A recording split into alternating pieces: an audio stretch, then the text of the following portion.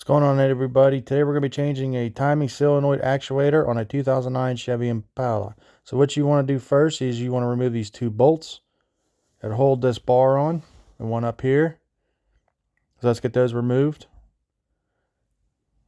Now that we got those removed, 3 bolts, we're going to be removing this bar.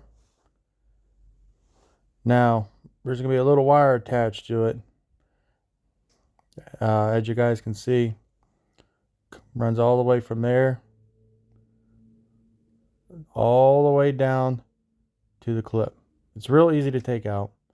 So let's remove this clip right here that holds this bar on. You'll see this little gray clip here. Just pull up on it. Now once you pull up on that clip right there, you'll squeeze the middle center of the clip and pull right out. Easy as that. Now what you want to do is you want to remove the negative and the positive terminal on the battery, and the battery should pull right up. So now that we got the terminals removed, what we also need to do is we need to remove these 2 little bolts right up here that holds this the fuse box in place. So now that we got those bolts removed, let's get this out of the way. Enough that where the battery will come out smoothly. So now that we got the battery out, everything off to the side, this is what we're going to be replacing down here. There's going to be 3 bolts. Okay, T27 star bit. There's 3 of them.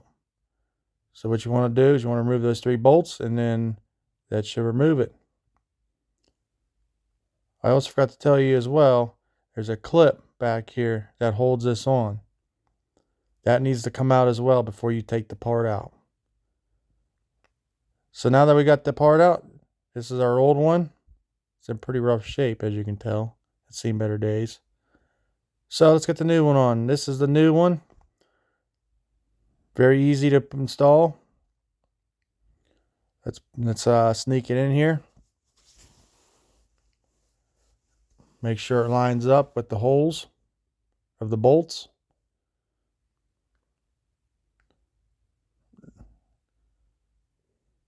And you want to make sure it seals on tight too with that little blue gasket.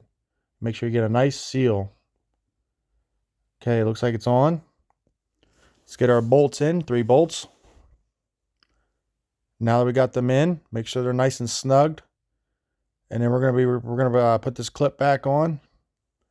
Now whenever you put the clip back on, make sure you hear it click in place. Once you hear it click in place, then you know it's locked and secure.